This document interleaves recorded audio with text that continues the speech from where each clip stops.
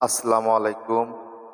সুপ্রিয় সম্মানিত ভাই ও বোনেরা, আপনারা সবাই কেমন আছেন? আজকে আপনাদেরকে আমার নতুন বাড়িতে কি কি লাগিয়েছি সেগুলো আজকে দেখাবো। তো আগের বাড়িটা অনেক বড় ছিল, নদীর কিনারে থাকার অবস্থায় নদী ভেঙে গেছে। অনেক দুঃখের বিষয়। বাড়িটি বিশাল বড় ছিল, দুই সাইড দুইটা পুকুর ছিল, অনেক জমিদারের মতো বাড়ি ছিল। পাশে জায়গা জমি ছিল, অনেক শান্তির জীবন ছিল। তো বাড়িটা ভেঙে যাওয়ার পরে এই বাড়ি নিয়েছি 3 বছর হয়েছে। দেখেন 3 বছরের ভিতরে এই যে আমরা গাছ লাগাইছি, দেখেন কত বড় হয়ে গেছে।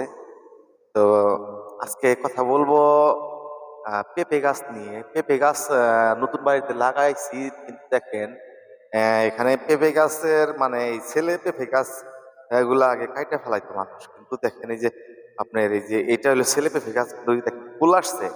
তো এর আগে ওই পাশে এই ছেলে পেঁপে গাছ না কাটা হয়েছিল না, কিন্তু মেয়ে পেঁপে গাছের চেয়েও অনেক বেশি পেঁপে ধরছিল। আর খেতেও ছেলে পেঁপে গাছের চেয়ে মেয়ে পেঁপে গাছের চেয়ে ছেলে পেঁপেটা ভালো লাগছিল। তো ওই যে এটা এই জন্য রেখে দিয়েছি, ফুল আসছে, পেঁপে ধরবে। আর এই যে এটা দেখেন মেয়ে পেঁপে গাছ, তো এই জন্য দুইটাই রেখে দিছি। এর পাশে একটা নিম গাছ আছে, তাও কোনো সমস্যা হয় নাই, পুরা গুলা 3টা গাছের এক জায়গায় কিন্তু সুন্দরভাবে হয়ে গেছে। অনেক গাছ আছে উপরেও, ইউক্যালিপটাস গাছ, তার নিচে কিন্তু এতদিন পেঁপে ওটাতে ধরতো, কিন্তু শ্যামা তো এই জন্য ধরছে না। যা হোক, নিচে আরো অনেক গাছ লাগাইছি। ওই যে দেখেন, ওই যে কাঁঠাল গাছও লাগাইছি ও পাশে। তারপরে যে দেখেন লেবু গাছ লাগাইছি, লেবু খাইছি, এই গাছের লেবু ধরছে, 1 বছরের ভিতরে লেবু ধরছে। তো ওই যে এর সাথে আবার সাজনা গাছ লাগাইছি। সাজনা গাছেও অনেক সাজনা ধরছিল, হয়েছে, প্রচুর সাজনা ধরে। পাশে অনেক গাছ, নতুন বাড়ি হলেও গাছ গাছ আমি অনেক লাগাইছি। পাশে এই যে কলা গাছ লাগাইছি, ওই দেখেন কলা কিন্তু ধরছে, আপনি দেখতে পাচ্ছেন কিনা, ওই যে ওই পাশে দেখেন কলা আছে, ওই যে দেখছেন ভিতরে কলা, ওই কালো কলা দেখা যাচ্ছে, ওইটা কলা। তারপরে এখান থেকে দেখতে পারবেন কলা, ওই দেখেন। তো কষ্ট করলে আসলে ওই যে একটা কথা আছে না, যে যদি কষ্ট করলে নাকি কৃষ্ট মেলে, আসলে কষ্ট করে লাগাইছি, দেখেন অনেক করছে। তো নিজে রোপণ করে খাওয়া জিনিসটা নিজে যদি কৃষকের মতো, আমরা তো ধরতে গেলে কৃষিজীবী মানুষই, কৃষকের সন্তান। তো আমি গাছ গাছ লাগাইতে অনেক ভালোবাসি, তাই অনেক রকমের গাছ টাছ লাগাই আর কি। দেখেন এই যে গাছের নিচে গাছ লাগাই রাখি, কাউকে পেঁপে ধরছে। এই যে দেখেন এটা হলো নোনা ফল গাছ লাগাইছি।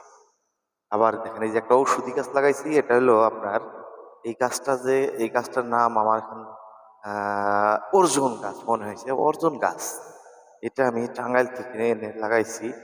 তো গাছটা অনেক ছাগলে আমরা তুলে তুলে খাওয়া ফেলাইতো, এই যে অনেক খাওয়া ফেলাইছি, তারপর মরে নাই, গাছটাও আছে। আর এই গাছটা লাগাইছি আমি 1 বছর হয়েছে। দেখেন 1 বছরে কত বড় হয়ে গেছে, অনেক লম্বা হয়ে গেছে। এটা আনছি টেকনাফ থেকে। এটা এই নারকেলটা অনেক বড়, হেভি বড়। কেমন বড় আমি বলি আপনাদেরকে। এই নারকেল গাছটা, আহ নারকেলটা মানে একটা ডাবের ভিতরে যে পানিটা হবে, এটা কোনো লোক একটা ফুরাইতে পারবে না, এত বড় নারকেল। তাই আমি এত দূর থেকে ঘুরতে যাই নিয়ে আসছিলাম। এই যে এটা ডালিম গাছ লাগাইছি, ডালিম অনেক ধরছিল, খেয়েছি। ওই দেখেন বড়ই গাছও, বড়ইও অনেক ধরছে। এটা কিন্তু 1 বছরের বড়ই গাছ, অনেক বড়ই ধরছে। তারপরে ওই দেখেন ওই যে কদু আছে তার উপরে। তো আহ ভালোই আর কি। কৃষি কাজটা সুন্দর করে করলে অনেক ভালো হয়। দেখেন এই যে ফুলের কোনো অভাব নেই, অনেক অনেক। এই যে বন্ধুরা, এখানে আপনাদেরকে আমি হেঁটে হেঁটে সুন্দর করে দেখাবো আজকে সবকিছু। এই যে এই সুপারি গাছগুলো আমি টেকনাফ থেকে নিয়ে আসছি, একটা করে সুপারি একটা রাজহাঁসের ডিমের সমান। তাহলে চিন্তা করেন, এই সুপারি গুলো অনেক জনপ্রিয় এই এলাকায়। এখানে দেখে তো সবাই অবাক, আমিও অবাক, কি যে অস্থির অবস্থা ছিল। তো দেখে আমি পরে নিয়ে আসছি একটা করে সুপারি। আমি 30 টাকা পিস নিয়ে আসছি, বড় কারণে এত দাম নিচ্ছে। তো যাই হোক, বেশি করে কিনলে 20 টাকা পিস বিক্রি করে, ছোটগুলা 7 টাকা 5 টাকা পিসও বিক্রি করে আর কি।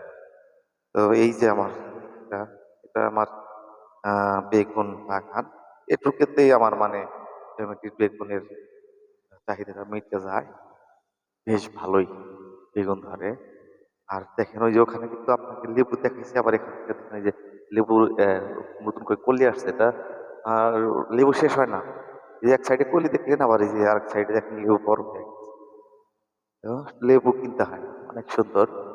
আহ আর এই যে দেখেন আপনাকে সিম তো দেখাইছিলাম, কিন্তু পুরোপুরি বড়গুলা দেখাইতে পারি না, এখানে দেখেন পরিমাণ সিম ধরছে।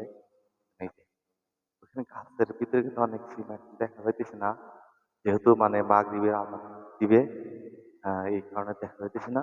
তো অনেক সিম চালের ভিতরেও অনেক, কিন্তু আসলে সময় নিয়ে উঠাইতে হবে। আজকে আর উঠাবো না, যেহেতু মাগরিবের টাইম। তো আমার ভিডিওটা আপনাদের যদি আমি একটু প্রাকৃতিক জিনিস দেখাই আপনাদেরকে, তো যদি আপনাদের ভালো লাগে দয়া করে লাইক, কমেন্ট, শেয়ার ও সাবস্ক্রাইব করবেন। আপনাদের কাছে আমি চিরকৃতজ্ঞ থাকবো। আসলে তো আমি কিছু পারি না, যতটুকু যা পারি আমি জীবনে ঘটে যাওয়া এবং কি সকল এ টু জেড, মানে আমার সামনে যে সমস্ত কাহিনী ঘটে সবই আমি ছাড়ার চেষ্টা করি, পারি। তারপরে না কোনো ভিডিও না পাইলে আমার যা আছে আমি আপনাদের সাথে আপলোড করি। তো ভাই দয়া করে, আমি গরিব মানুষ হিসাবে আমাকে একটু হেল্প করবেন, কমেন্ট করবেন, যদি মানে কি করলে কেমন ভিডিও আসলে ভালো হবে সেগুলা পরামর্শ দিবেন। তো এই কথা বলে আপনাদের মাঝ থেকে বিদায় নিতে চাচ্ছি। তো সবাই ভালো থাকবেন। আল্লাহ হাফেজ। আসসালামু আলাইকুম।